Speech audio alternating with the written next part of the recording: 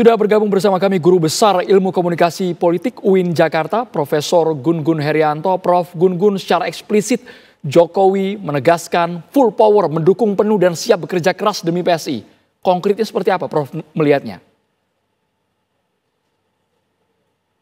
Bukan secara eksplisit, de facto Pak Jokowi sudah menjadi bagian dari PSI.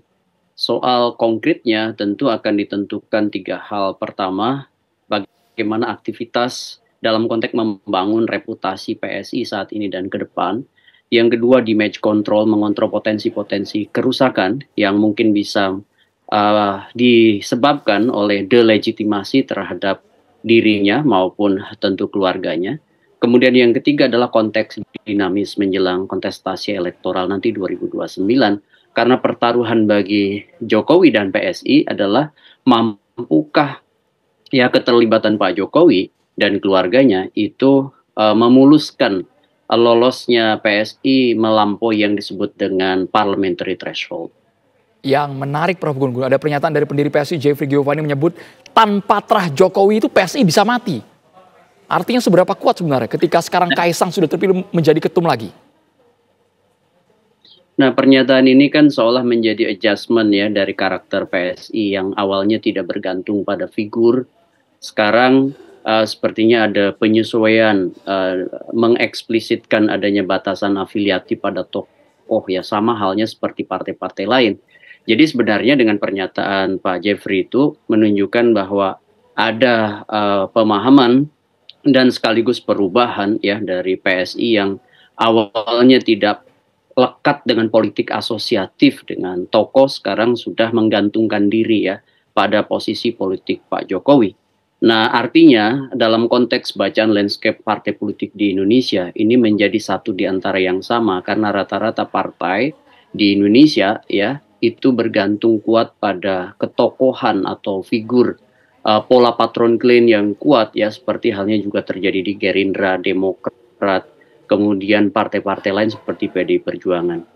Nah, kalau sebenarnya kalau apakah punya dampak dari hadirnya Pak Jokowi secara de facto sekarang, meskipun de jure-nya masih harus atur dalam aturan organisasi, apakah menjadi Dewan Penasehat atau Dewan Pembina.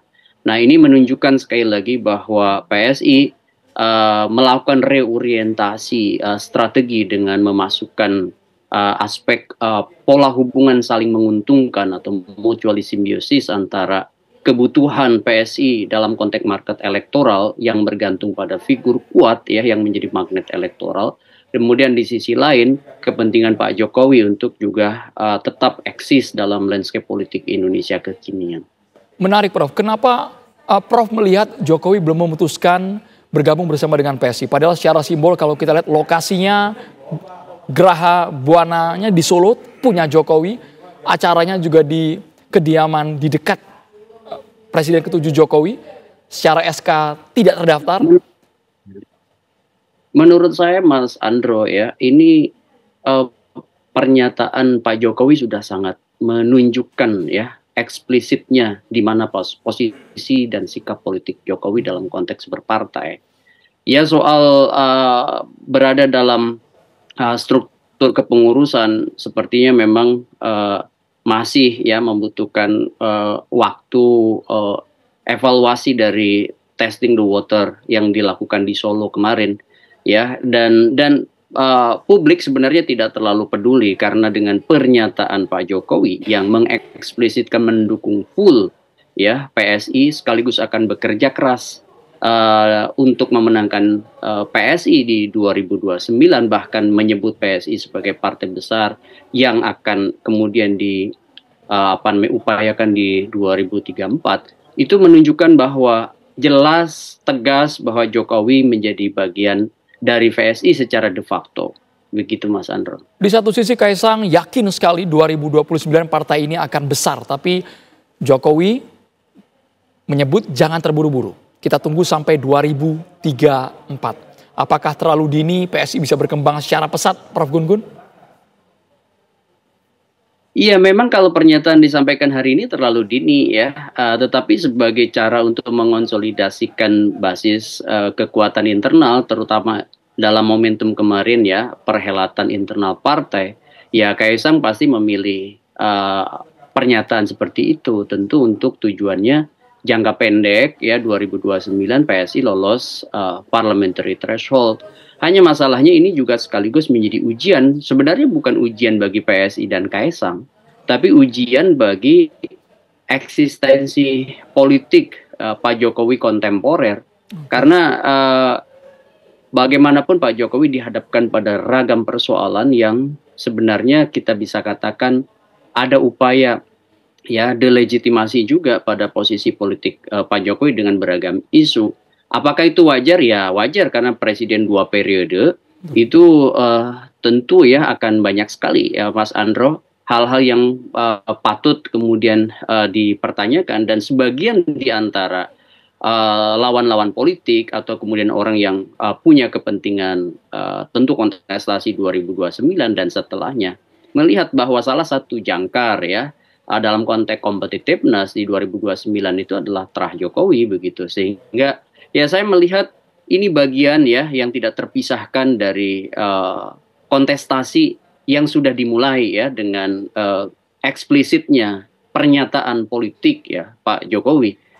Yang penting bagi kita sekarang adalah seberapa berdampak ya pernyataan itu pada konsolidasi internal partai, terlihat dari dua hal. Pertama, meningkatnya misalnya penerimaan halayak ya di luar basis masa konvensionalnya PSI. Apakah kemudian jangkar Pak Jokowi ini bisa menarik ya simpatisan-simpatisan baru? Apakah relawan-relawan Jokowi bisa menerima begitu? Yang tentu saya yakin tidak seluruhnya bisa menerima PSI. Tetapi apakah kemudian setelah pernyataan tegas Pak Jokowi akan bekerja keras untuk PSI ini, misalnya seperti para relawan Jokowi yang sekarang ini masih loyal pada Jokowi akan berlabuh di PSI misalnya, atau misalnya juga basis pemilih yang dulu di dua pemilu mungkin sebagian diantaranya apakah kemudian bisa lihat pergerakannya mendukung PSI. Ya ujiannya tentu sekali lagi Mas Andro itu di 2029 sekarang bagian dari publisitas politik ya. Panggung kemarin itu kan sebenarnya panggung yang bisa kita katakan political publicity Jokowi untuk menjadi bagian dari memberi endorsement pada PSI secara eksplisit dan diharapkan memiliki dampak yang masif dan eksesif. Tetapi itu juga sangat bergantung pada posisi Pak Jokowi kekinian, apakah kemudian ada ya upaya untuk bisa mengontrol potensi-potensi kerusakan yang tadi saya sebut sebagai faktor kedua.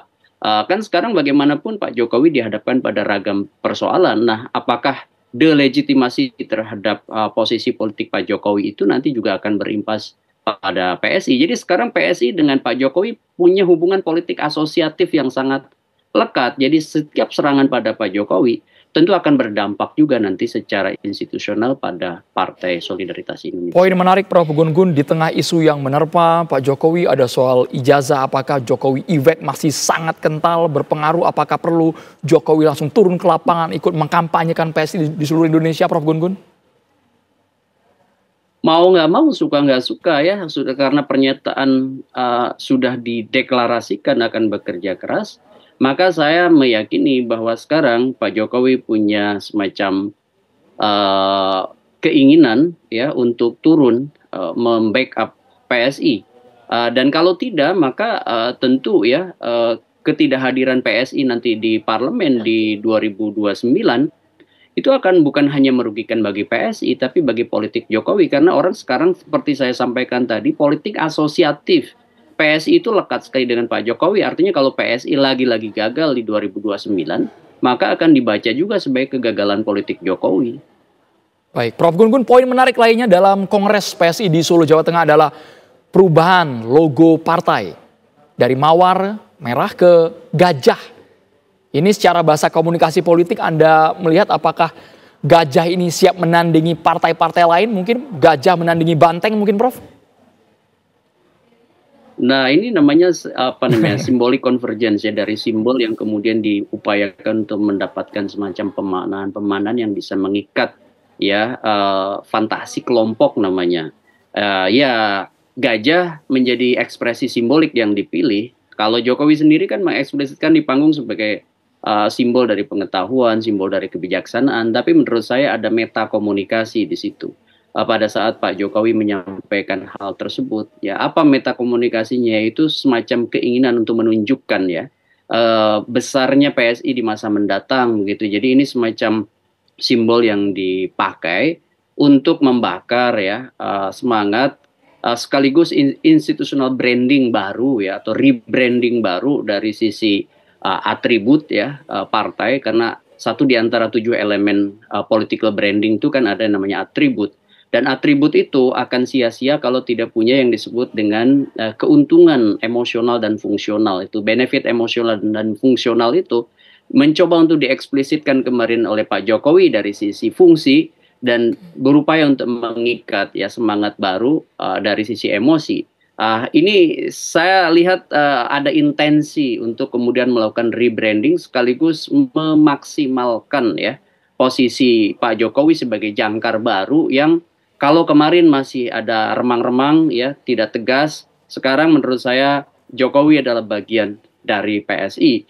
Sehingga kemudian apakah reputasi Pak Jokowi bisa menaikkan elektabilitas, akseptabilitas ya, maupun tentu popularitas Pak PSI, itu sangat bergantung ya pada strategi-strategi politik yang memaksimalkan Pak Jokowi di lapangan, begitu Mas Andro. Jadi untuk lolos ke parlemen rasanya 2029, apakah itu hal yang realistis atau cukup bekerja keras untuk PSI, Prof. Gun-Gun? Semua partai itu punya peluang untuk menang dan kalah. PSI sudah kemudian mencoba di pemilu terakhir kemarin dan masih juga kalah, padahal sudah memosisikan Kaisang sebagai ketua umum. Memang agak terlambat di September 2023. Tetapi kemudian sekarang kalau misalnya 2029 juga tidak masuk, setelah ya rentang cukup lama dari sekarang Juli 2025 sampai 2029, artinya nanti menjadi semacam pertaruhan dampak Pak Jokowi ya pada market elektoral. Bisa kita katakan kalau PSI tidak masuk lagi di 2029, artinya kegagalan Jokowi menarik market elektoral, dan bisa juga sebagian di antara para pendukung Pak Jokowi tidak kemudian mengikutinya. Nah ini sehingga Pak Jokowi mengeksplisitkan kata full mendukung PSI dan akan bekerja keras bagi PSI, karena pewajahan politik Pak Jokowi sekarang akan sangat ditentukan oleh lolos tidaknya PSI di parlemen 2029. Soal gajah tadi saya lihat juga ini selain ya simbolik pengetahuan dan kebijaksanaan, ada cywar menurut saya pada kekuatan-kekuatan lain ya. Ya ada cywar. Kita sama-sama tahulah bagaimana misalnya dialektika demokrasi ya internal, misalnya waktu di PDI Perjuangan, kemudian juga bagaimana proses-proses politik yang tidak selalu smooth ya dalam konteks relasi kuasa, terutama Pak Jokowi dengan Ibu Mega. Kemudian juga saya membaca bahwa ini ada semacam cywar ya pada kekuatan-kekuatan partai politik lain, terutama ya yang kemudian kita bisa identifikasi menggunakan ya simbol ekspresi simbolik yang mungkin mirip ya. Nah ini saya ingin mengatakan bahwa proses-proses politik yang kemudian dieksplisitkan Pak Jokowi itu tidak semata-mata simbolik ya, tetapi juga jelas ada muatan psychological war ya, yang kemudian kita bisa lihat tidak bisa dipisahkan ya dari sekuen perjalanan politik Jokowi yang kemudian mengalami begitu banyak dinamika, terutama pasca berpisah secara politik dengan PDI Perjuangan begitu. Terima kasih banyak Guru Besar Ilmu Komunikasi Politik UIN Jakarta, Profesor Gun-Gun Herianto sudah bergabung di Kabar Petang. Terima kasih, Prof. Sama-sama.